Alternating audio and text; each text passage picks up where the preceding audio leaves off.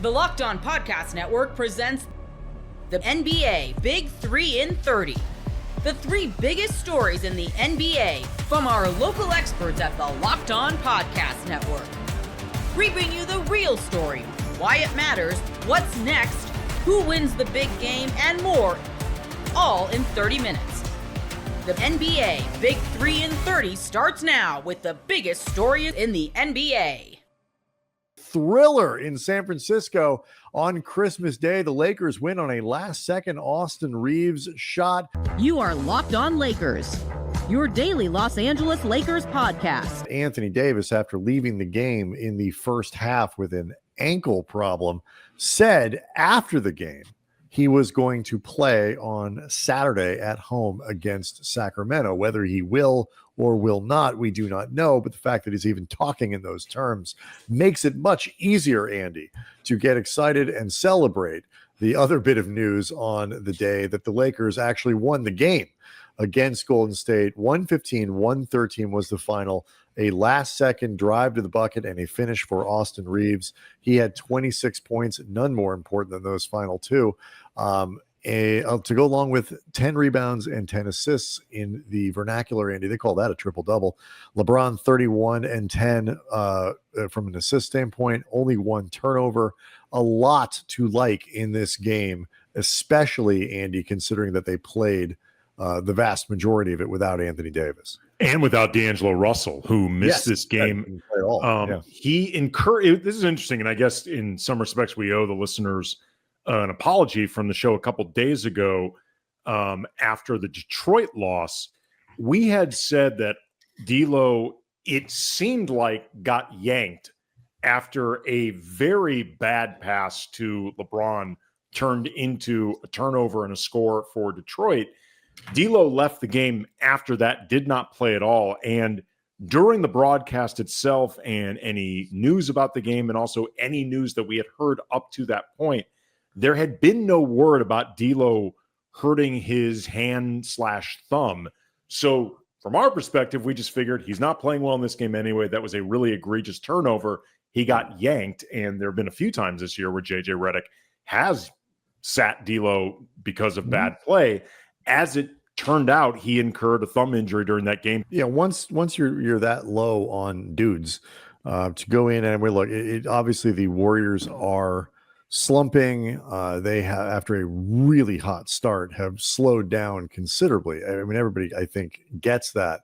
But the circumstances here, big Christmas Day game, to go out and you win when you're down 2 key rotation players, including your star, I think qualifies as a really solid win for the Lakers. Do want to let people know that today's episode is brought to you by Gametime. Download the Gametime app, create an account, use the code LOCKEDONNBA for $20 off your first purchase. We talked about Austin Reeves, talked about LeBron. I think, in terms of the work that the team did, the performances start there. I mean, a lot of good frontline performances from the Lakers. You got 18 from Rui, you got 31 from LeBron, 26 from Austin Reeves, 16 from Christie. Another solid day for him in terms of point production. Dalton Connect off the bench, his most productive game in a while with 13 points, although most of it came from inside the three-point arc. He only made 1 3-pointer. On a day where Anthony Davis wasn't available for all intents and purposes, this was a game that you needed those other guys to score. It could not be all on LeBron. He gave you the 31. It was a matter of who else was going to give you what you needed offensively, and the Lakers got a lot of it from a lot of different sources. But I'll tell you, Andy, like LeBron talked about it after the game, big picture, there are not a lot of opportunities left, just mathematically. There just aren't, for LeBron and Steph Curry to go out and put on a show and do that for a crowd, for a national TV audience on Christmas. This is one of those things that you got to enjoy it while you can. And both of them feel compelled whenever possible to put on a real show for everybody watching. They got it tonight. We mentioned LeBron's numbers. Steph went for breaking out of his slump. Steph went for 38 including a couple huge threes near the end of the game to get the Warriors back into it and give them a chance to win. So 8 of 15 from 3-point range for Curry. This was one of those kind of classic star versus star kind of super entertaining Christmas Day matchups. Like, this is what the NBA is hoping to see when they put the Warriors and the Lakers on TV at 5 o'clock Pacific time on Christmas. Yeah, the great David Aldridge with The Athletic, longtime with TNT, the NBA itself, Hall of Famer, this coverage tweeted out, and I think he said it very well. I'm just going to say this has been a hell of a day of games in the NBA. Don't care who did and didn't watch. If you watch the NFL, cool. Doesn't change the fact that the hoop has been great. And, we are recording during the Phoenix-Denver game, but the opening 4 games were all terrific. And, LeBron, and this is coming at a time where not just the NFL is trying to horn in on the NBA's Christmas Day action, but there has been a lot of loud recurring what's wrong with the NBA these days. Too many threes. The All-Star game sucks. Yada, yada, yada. LeBron was asked after the game, what are some of the great things still happening in the NBA? And he said, I think half joking, half dead ass serious, LeBron and Steph. These are the type of matchups. And, ESPN did that OG's pregame interview with LeBron and Steph and KD sitting down together, and just, the Olympic OG trio, and them just talking about their careers. And, the three of them have all played against each other for NBA championships. And it's beyond the fact that they're all 3 all-time greats. In the case, LeBron definitively, I think Steph pretty definitively, KD in the conversation for top 10 of all time. These are all-time great players. And to your point, we should appreciate when they go off.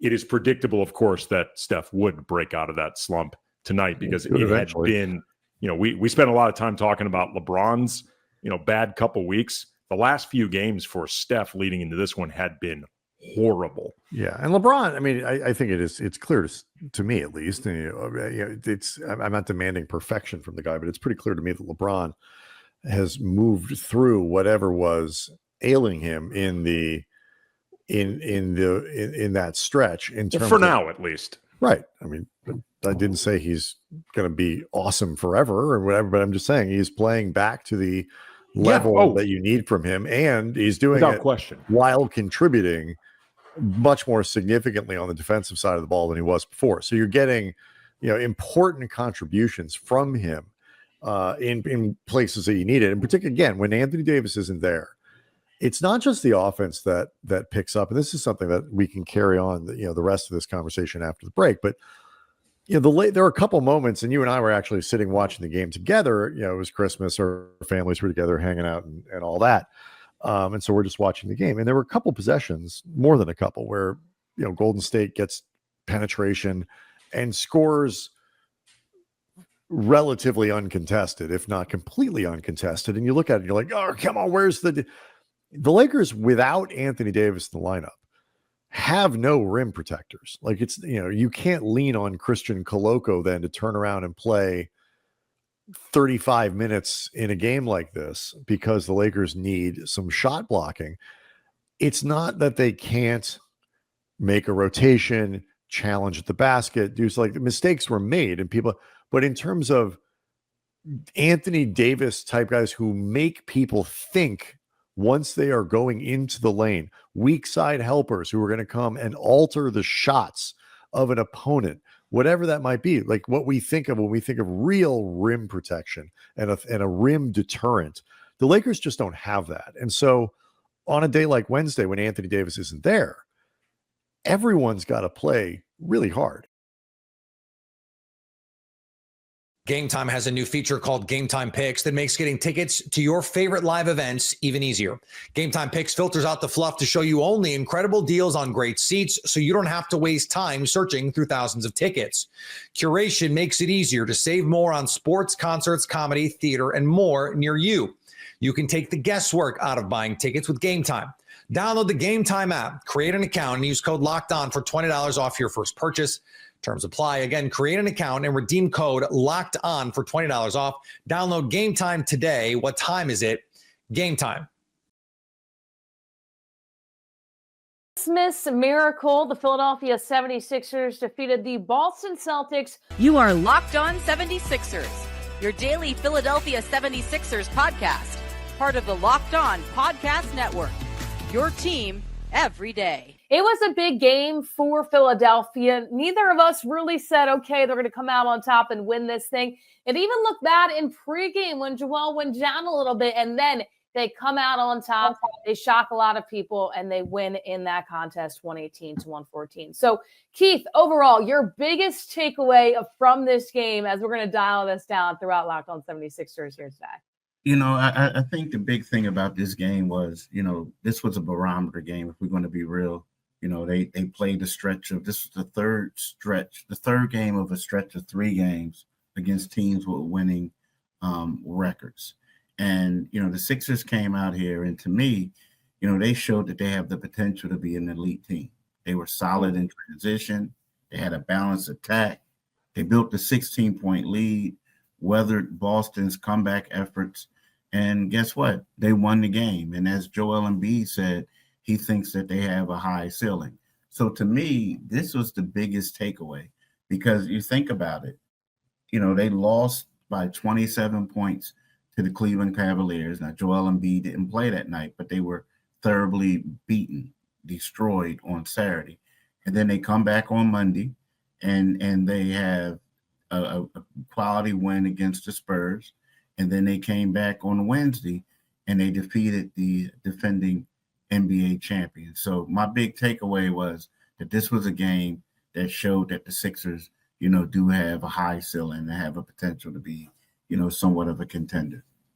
That they do. If everybody stays healthy, I mean, they just defeated the Boston Celtics. And I know that Porzingis did go down and didn't return in the second half. But at the same time, this was a game that, looking at the 76ers, maybe a few weeks ago, you didn't think they'd come out on top. And then on Christmas Day, they are able to break the barrier there against the Boston Celtics. But there's a lot to dive into here. And I want to start with Joel Embiid. So he has the little bit of a pregame fall, looked a little bit scary from my point of view. And then he comes out 27 points, 9 rebounds, 2 assists as well. And 7 for 7 perfect from the charity stripe, including at the end of that game, making sure the 76ers could come out on top.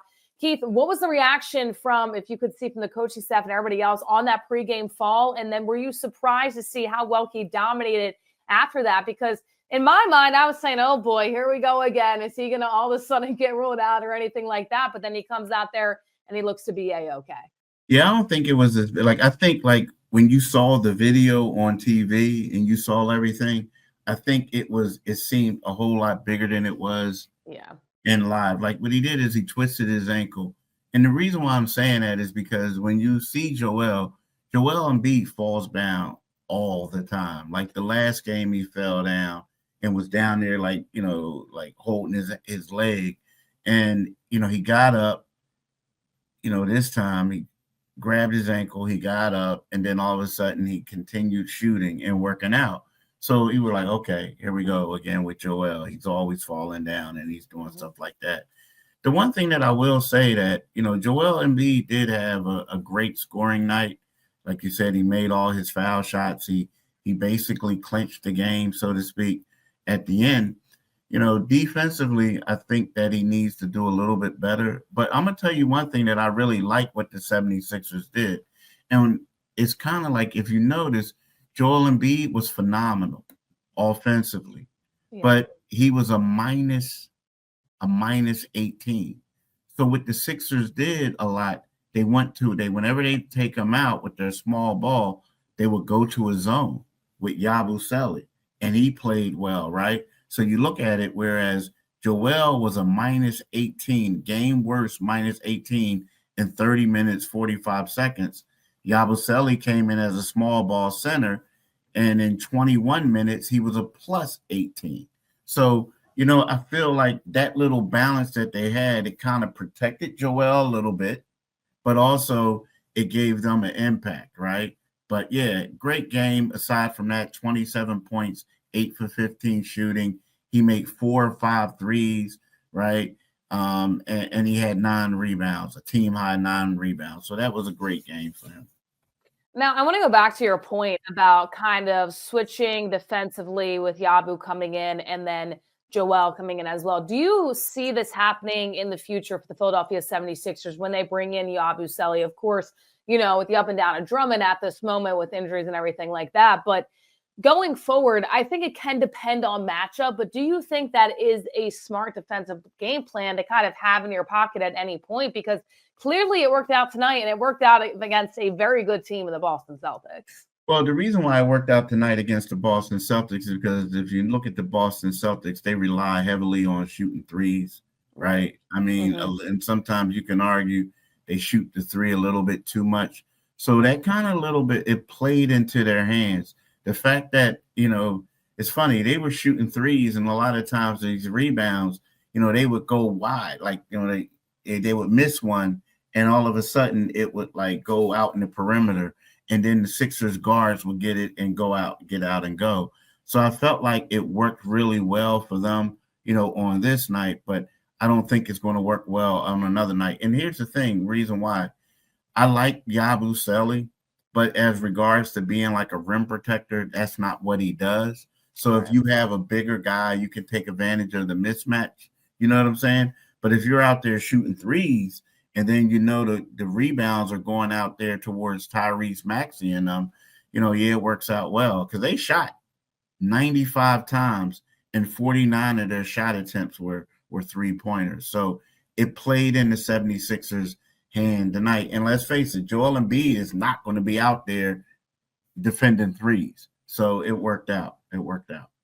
He's not, and he really shouldn't either, because sometimes when he goes so far out of the perimeter, I'm like, if they get to that middle, then nobody's going to be there to protect the rim. So I think that having Joel down low is the best case scenario on the defensive side of the ball. So the 76ers and the Celtics, this was a game, and a lot of people saying, Porzingis is out in the second half.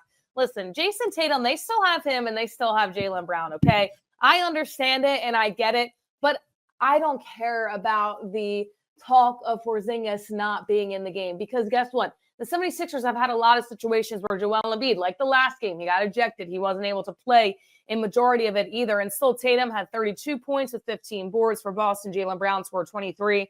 Derek White had 21 as well. So the 76ers, this is a big win, especially coming off some momentum boost here. And as you alluded to, Keith, your quote with Joel Embiid after you talked to him saying the ceiling is high. They need a little bit of luck, and they need to stay very, very healthy for them to continue with this momentum on the streak. But this is what we talked about.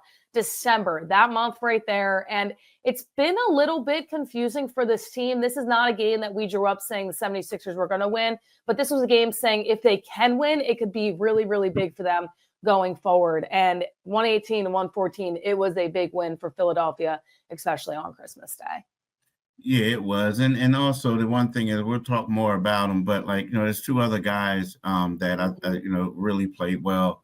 Tyrese Maxey had 33 points. He had 12 assists. He became the first 76er to score 30 points and have 10 plus, at least 30 points and at least 10 plus assists on Christmas.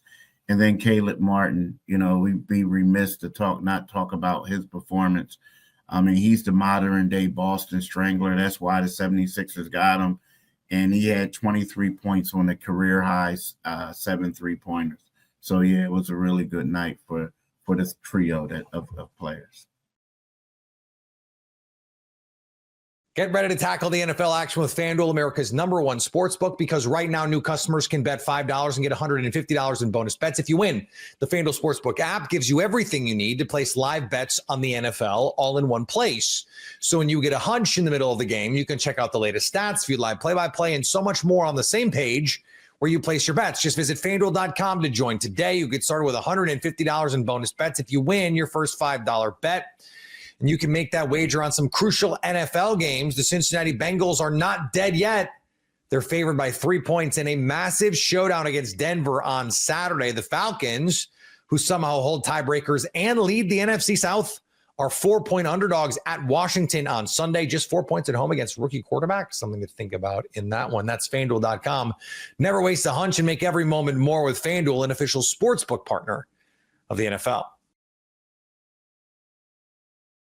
Christmas miracle. The Suns pull themselves out of a rut, beat the Nuggets. You are Locked On Suns, your daily Phoenix Suns podcast. So Kevin Durant was kind of asked about just his, thoughts on the win and everything. And some of those highlight type plays like we saw when Brad blocked Christian Brown, or, the Suns accumulated quite a few 12 steals. They forced 16 turnovers. And especially in that third quarter where I talked about Brad's block, they forced 7 Nuggets turnovers, 22 points for the Nuggets, and 8 of 18 shooting from the field. And by the way, Nikola Jokic played that entire quarter. Probably should have said that in the last segment, but here we are.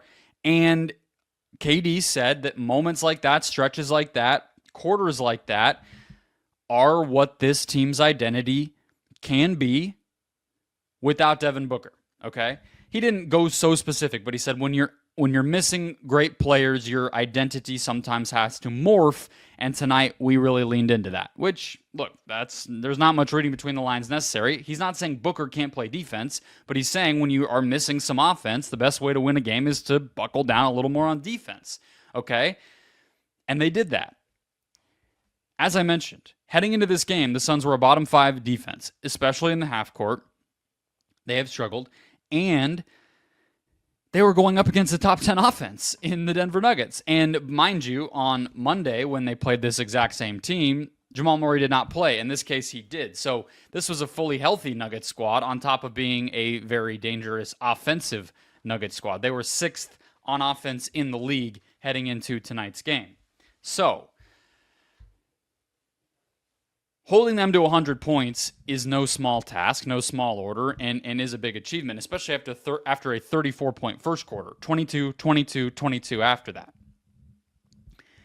But you don't just have to take it from Durant saying it or the numbers. Mike Budenholzer showed us that he thought that was the pathway to winning this game with his rotation and with his starting lineup. So Royce O'Neal to the bench, Ryan Dunn into the starting lineup right off the bat. And on top, so Royce still played 30 minutes. He actually ended up playing more than Dunn, but that signals we want Dunn on Murray. And when Ryan Dunn's in the game, basically no matter who he has guarded this season, it is 3-quarter court press, and it is hounding that opposing ball handler. He did it again with Jamal Murray. On top of that, you got 18 minutes from Monte Morris, 17 minutes from Josh Okogie. And let me see. Each of those guys got at least a steal? Yes. No, actually, Dunn's the one who didn't. That's funny. But 2 steals for Morris, 1 for Okogie. Everybody on this team was positive in the plus-minus, but I will tell you that Okogie in particular was a big positive for the majority of the game, and then it kind of equaled out by the end because the Nuggets sort of fell apart. But that's Bud telling you defense is going to win us this game. Now, I look forward to going back and kind of watching how the offense was able to stay afloat in spite of putting more defense out there, because Ryan Dunn only took 3 shots. Josh Okogie was 3 of 6, including 1 of 3 from the 3-point line. The Suns did get offensive rebounds. Okogie and Dunn threw in 2 apiece there. Maybe that is a big part of it. But who cares? Right? At the end of the day, a win is a win, as we always like to say in sports, but also allowing 100 points is allowing 100 points. If it was easy to do, if it was, some kind of luck, then more teams would do it. The Nuggets are a dangerous team. They have the best player in the league, and the Suns clamped them tonight. What's interesting here, though, right, is they didn't shut down Nikola Jokic. And even you could look at that and say, well, As a scorer, they didn't. As an offensive rebounder, maybe they didn't. But they made him a scorer. Like we like to say that with Jokic, right? I just don't buy it because the Nuggets were 8 of 29 from 3. So a lot of the shots that Jokic could have assisted are typically going to be threes because he's in the post and he's, passing it out from there. So I'm sure there were a lot of missed assists that he could have had there. And then Jamal Murray was his normal top partner in crime has been, subpar all season, but was that again tonight, 4 of 10 from the field. So Murray's off, threes aren't going in. Jokic's assists could have been higher. So it really wasn't that they quieted down Jokic, but I do think that the Suns deserve credit for their coverage of Murray and their, even Russell Westbrook and frankly the 3-point line. And the 3-point line isn't like, people love to say great contests. Okay, come on. Yes, fair, but it's the rotations. It is, because sometimes a contest, a closeout, that's not even on your own man. You already have rotated over to the next guy by then, and that's part of why the 3-point defense can get so ugly is not only are you, having to sprint out to put a hand up, but you're also not even in position to contest the right player because you've gotten off along the chain of rotations. And the Suns were much crisper with that tonight as well than they have been with the other teams. Pistons, Pacers, whatever. So, we're going to talk on Friday's show where Eric Ruby of PHNX Sports is going to come on about how the Suns can kind of carry some of this forward. And it's an open conversation, right? But tonight, better point of attack defense, better engagement and intensity when it comes to the rotations, and more, highlight turnover creating plays. In addition to the 12 steals, the Suns had 4 blocks. Durant had a couple of big ones and on down the line. So, and Brown, of course, or Beals on Brown that I mentioned. So, this is replicable, is where I'm circling here, okay? This is replicable. Booker obviously injects more scoring. He changes the starting lineup where you don't get a defensive stopper specialist like Dunn in there or even a big body like O'Neal. You have to, go back to the smaller starting unit with Booker in there, and maybe the defense is never going to be as good, and that makes sense. You could put a specialist in any team starting lineup. Their defense is probably going to get better. Their offense might get a little worse. But the point is, regardless of any of the context and the fact that it came without Booker or whatever, the defense can do this against a great team. That's sometimes all you really need to take away from this stuff, right? Like, they are capable of this. If I'm the coaching staff, I'm saving this footage. I'm saying, where's this? When they lay an egg in a month against some other team, show them how they pressured Jokic, completely squelched out the Nuggets half-court offense in that third quarter and forced them into 7 turnovers in one quarter. They can do it. So I'm not saying that's the standard because I understand that context, but it is possible. And we can't forget that.